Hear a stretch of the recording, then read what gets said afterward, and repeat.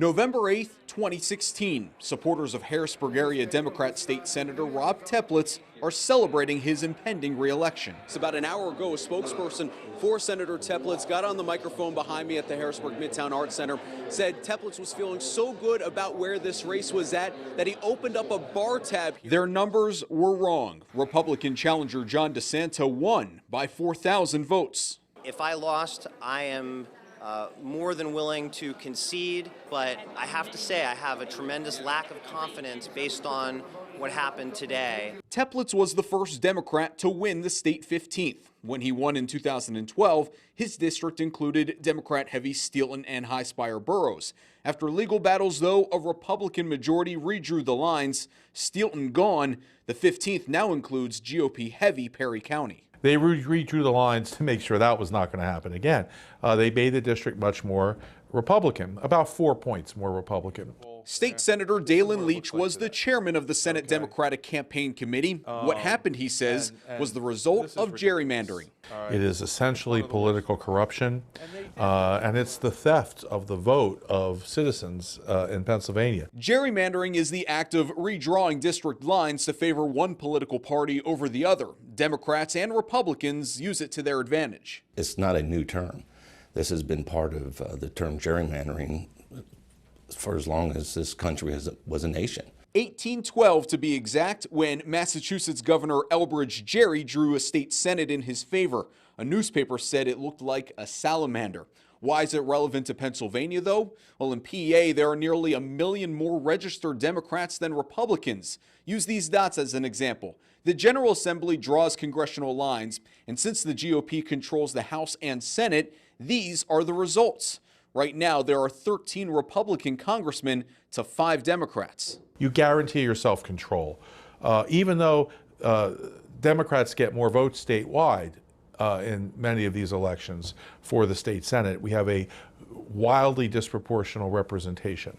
State Republicans say those numbers are misleading. Most Democrats are in the Philadelphia and Pittsburgh area, they say. However, according to the Harvard-based Electoral Integrity Project, Pennsylvania ranks as the 4th worst state in the country with their district boundaries. The 7th district is considered one of the worst nationwide, stretches through 5 counties. The Washington Post once called it goofy, kicking Donald Duck. Republican Mike Fulmer is the head of the Senate State Government Committee. Can there be arguments that one side is using it for their advantage? I mean, I think that you could do that.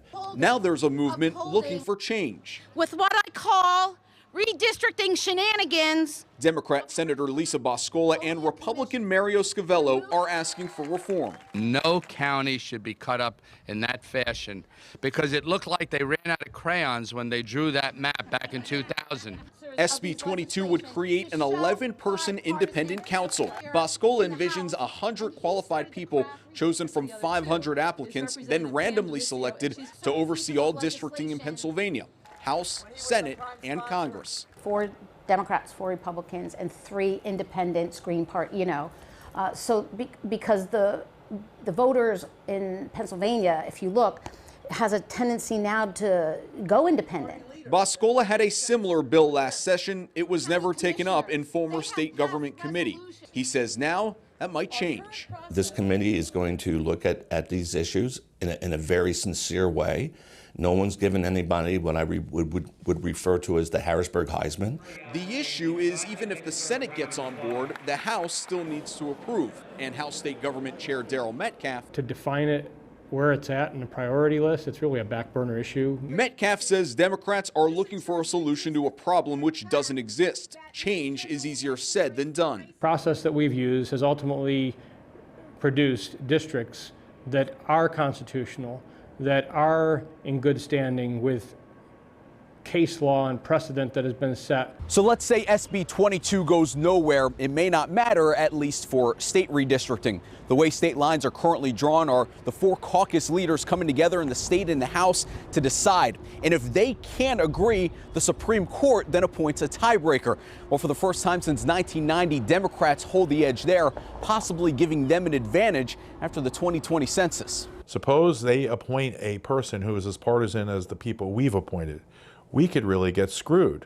And since congressional lines are drawn by the General Assembly, a governor can veto, making the results of next year's gubernatorial election all the more important. The people have to demand this change and accountability of their government. It only works when they participate. Speaking only for me, I don't care who it benefits on a given day. This system stinks. Another impact on redistricting is happening right now in the state General Assembly. There's currently a proposal to shrink the state House from 202 members to 153. It passed both the House and Senate last session, and since it's a change to state law, it needs to go through a second time. And if it does, you will vote for it as a ballot referendum in November 2018. Matt Maisel, Fox 43 News.